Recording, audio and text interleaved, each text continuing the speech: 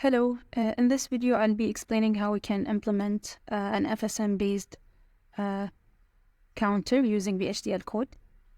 The counter that we'll be implementing is an incrementing/decrementing counter with an input called mode that will determine whether we want to count up or down. According to the block diagram that we have currently, we will be having a reset input and an enable input, both of which are active low, meaning for them to be active, we need to provide a logic 0 value as the input. As for the mode, this input will be 0 if we want to count up. That means if the counter should act as an incrementing counter, mode should be 0. And when mode is 1, the counter will be decrementing. That means it will be counting down. Here we have also the FSM diagram. It's a Moore machine diagram containing 10 different states. State A is the reset state where the output is 0. And then as we increment, we will reach the last state, which is state J, which will output 9. This counter is a BCD counter, meaning our output can reach up to 9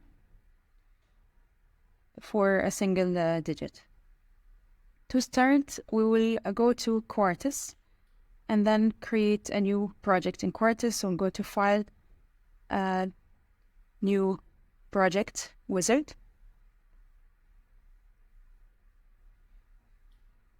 Click Next. For the project folder, I'll be choosing the up-down counter folder that I created earlier in the desktop.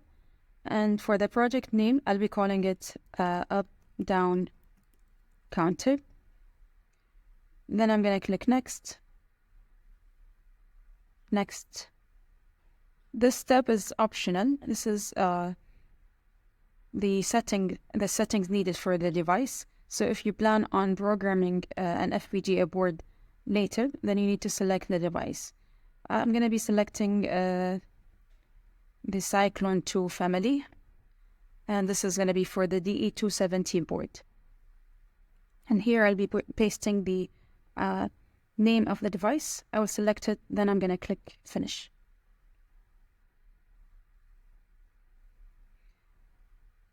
I'll click on the new icon to create a new VHDL file. So I'll choose VHDL file as the language.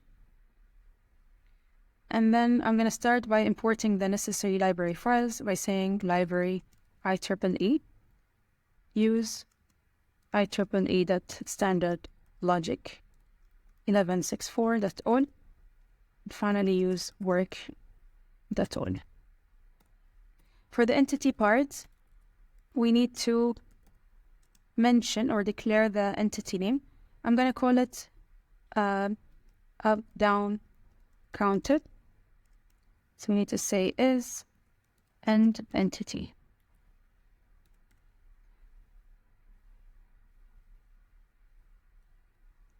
The up-down counter has 4 different ports. The reset, enable, and mode as input ports. Each is a single bit. So I'm going to be saying port. I will start with the reset as my first input, and then enable, and then mode. These are all inputs, so in, and they're single bits, so we'll say standard logic. And then I'll be declaring the output ports. There's only one single output named Y, and this Y is a 4-bit vector. So we're going to be saying Y is out, so output, standard logic vector. For 4 bits, we have to say 3 down to 0. And don't forget to add a semicolon at the end. Next, we will start the architecture part of the code. I'm going to say architecture.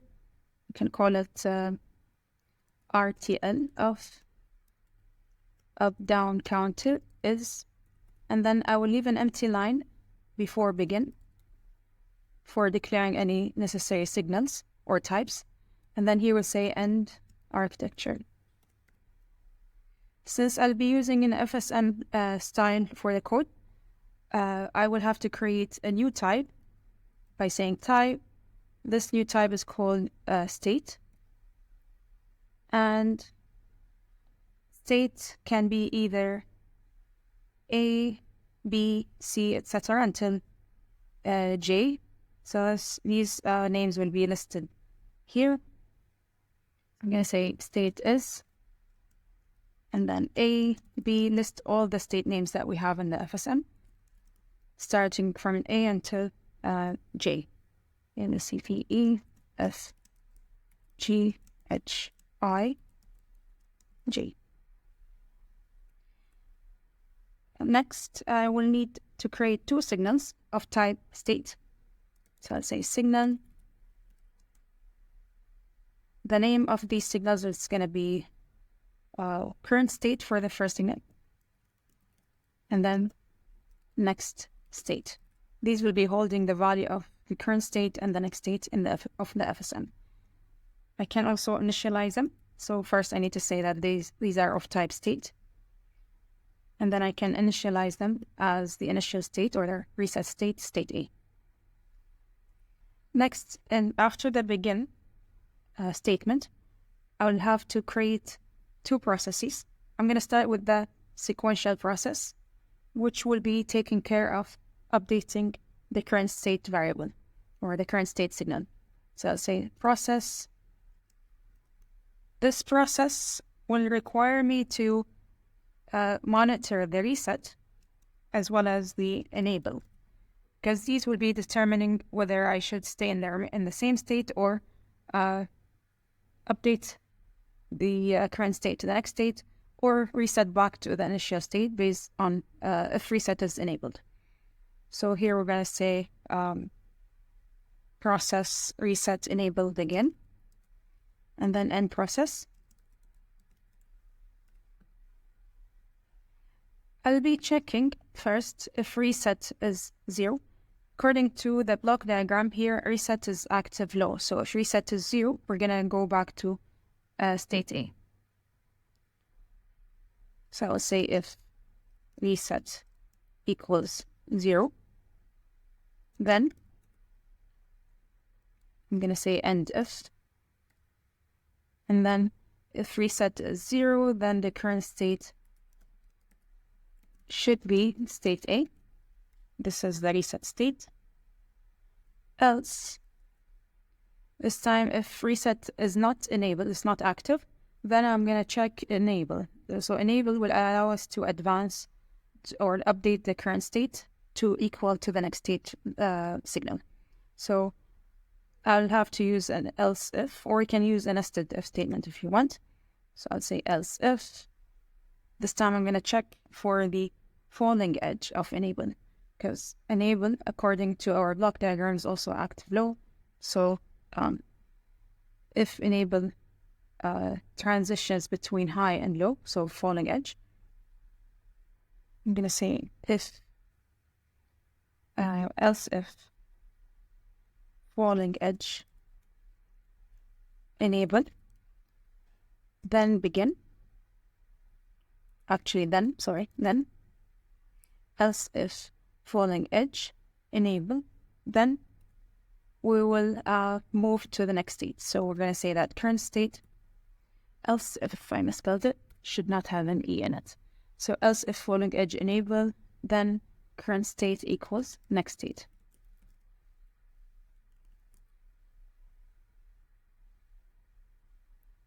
Okay. Now this part takes care of the sequential part of the code. I can start compiling the file to ensure that I have no errors. But since it's a little slow, I'll be completing the rest of the code, and then I can check all errors, if there's any later. Now, for the second process, this process is going to be a combinational process. So end process. And it will be taking care of updating the signal next state. Next state, according to the FSM diagram, the next state is determined based on two things, the current state as well as the input mode. So, for example, if we're in state A and mode is 0, then the next state is state B. If we're in state A and the input mode is 1, then the next state is J. So, since I'll be needing the current state as well as the mode to determine the next state, then this process will be observing these two variables. So I'll say process current state, comma, enable, or mode, actually mode, begin. I already added the end process. So in here, based on the current state, I know what the output value should be. So this is a Moore machine. The output depends purely on the state. And also based on the current state and the inputs, I'll determine the next state. So for this, I'm going to use a case statement. I'll say case current state.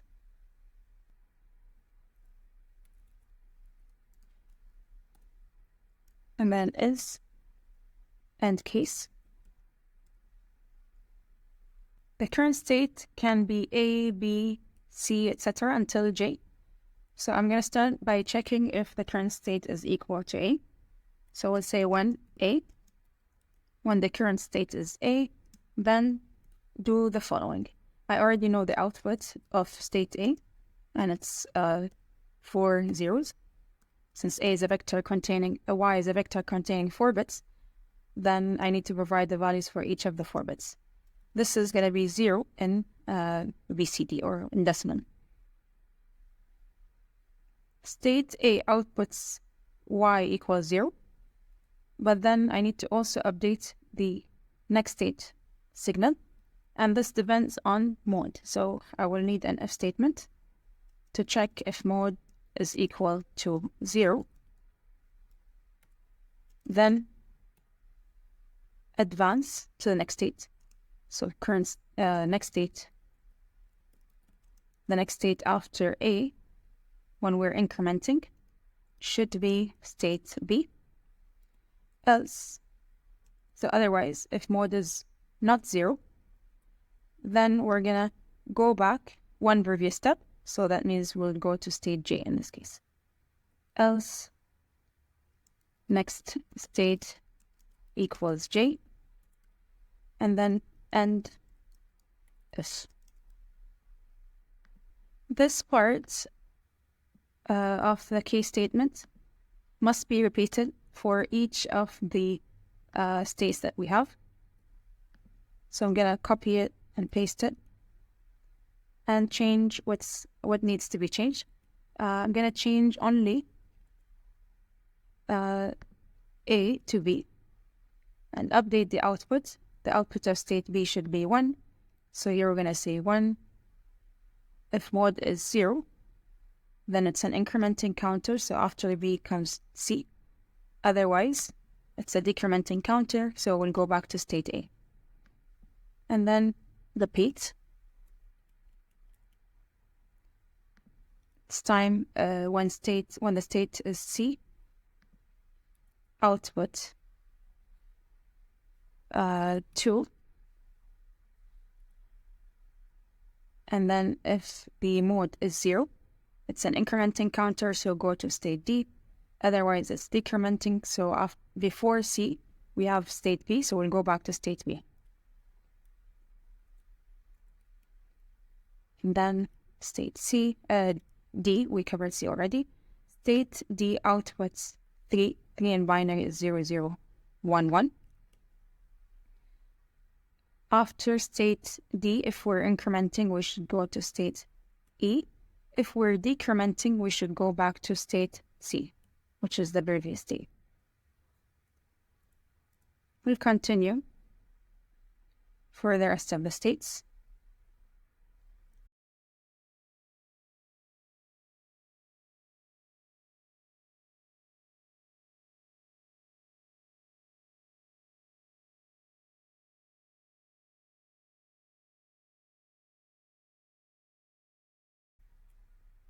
And lastly, for the last case, this is when the current state is J.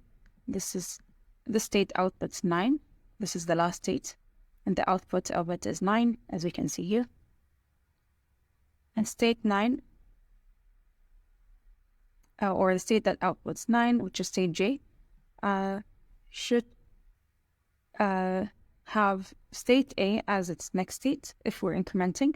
So the counter will reset. Otherwise, we will decrement by going to state I. This is the previous state. We can compile the code to ensure that we don't have any errors. As the file name, we'll be using the up-down counter, which is the entity name, as the file name. So I'm going to click compile. It will prompt me to save the file. So ensure that the name of the file matches the name of the entity, and then click save.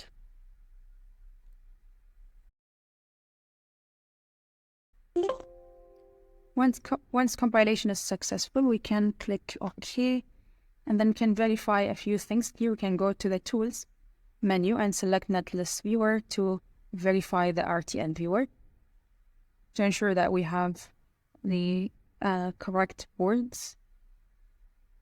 We have the enable, mode, and reset as inputs. And as an output, we have a 4-bit vector named Y. We can close this window.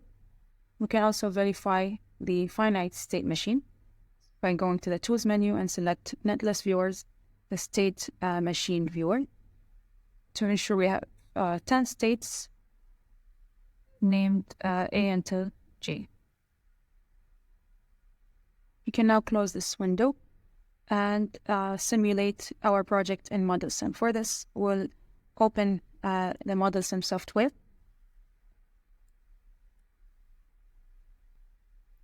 In ModelSim, we will click Jumpstart, and then we will create a new project.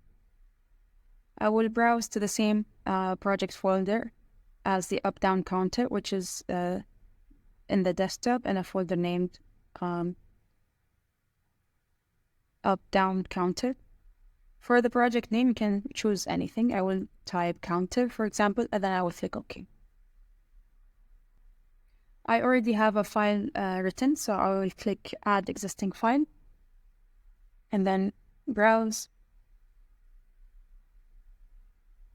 Select the up-down counter file, and then click OK. Close this window. In ModelSim, we'll have to compile the file again because it's a different project. So right-click Compile All or Compile Selected. After successful compilation in ModelSim, we can go to the Library window or Library tab and expand the work library and double-click on the up-down counter.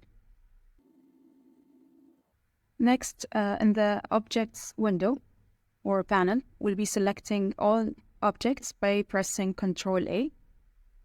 So make sure you activate the Objects window first, and then press Ctrl-A from the keyboard to select all objects, and then right-click, choose Add Wave, or similarly you can, or alternatively you can press Ctrl-W from the keyboard.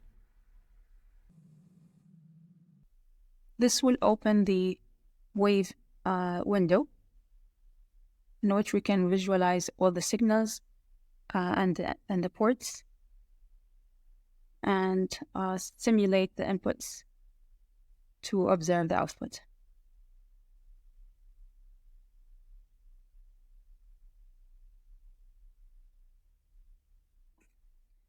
I'm going to expand this part of the window so we can see the ports and signals names. Notice that now we have all the signals and ports. To stimulate the design, we will only be selecting the inputs and provide them with values. and then we'll press F9 or the run button to observe the output. So here it is important that we only provide values for the inputs. Before we do so, we're gonna go back to the FSM diagram to understand the design before we test it out. So we have a reset input. Reset is active low. That means when reset is 1, the design is gonna reset, or the FSM will be resetting. That means it will stay in state A. To start, I'm gonna make sure that reset is 1 by forcing it to 1. So I will right click on reset, choose force, and then enter 1 for the value. And mode is 0. This is what's going to control the count. If mode is 0, the counter, when enabled, is going to increment. If mode is 1 enabled, the counter is going to decrement. I'm going to start by testing the incrementing part of the counter. So I will force mode to 0, such that we increment. So right click on mode, choose force, and then for the value press 0. And then click OK. Enable, according to the code, enable on the falling edge of enable, meaning when the enable input transitions from a high value to a low value, from 1 to 0, that is when the counter will be enabled, or it will update its value. So for enable, I will be using a clock signal instead. So that it will continuously change on its own, from rising to falling and so on. So I'm going to click, right click, choose clock. And then for the period, you can leave it as the default 100. And I can start with the rising edge as the first edge.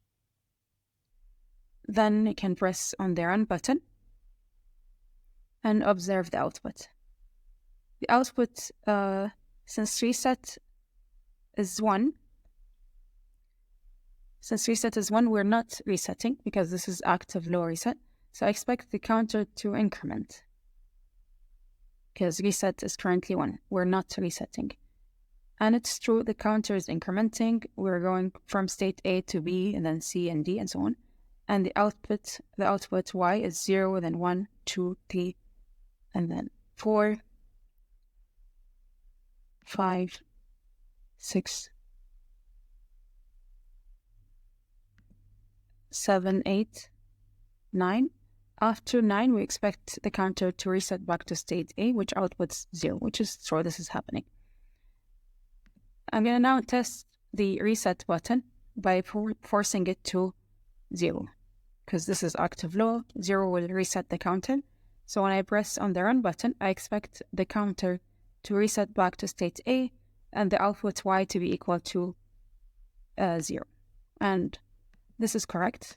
And we're still resetting because reset is still 0. If we're using the cursor, if you use the cursor, the value will appear here as well. Now, I'm going to make sure that reset is 1, so we're not resetting anymore. And I will change the mode to 1 to test the decrementing counter. So when mode is 1, the counter will decrement, meaning it's going to count from 9 to 0. So I will press on the run button, or I will click on the run button, or you can press F9 on the keyboard. And it's true, the counter is acting as expected. It's outputting 9, then 4, then 7, 0, 1, 1, 0, 6, and then 5, and so on. Let me stop here and then change the mode midway to 1.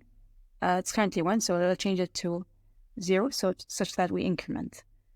Now that the counter is displaying 9, 8, 7, 6, 5, and I change the mode to 0, I expect the next state to output 6. So after state 5 or after state F, we have state G.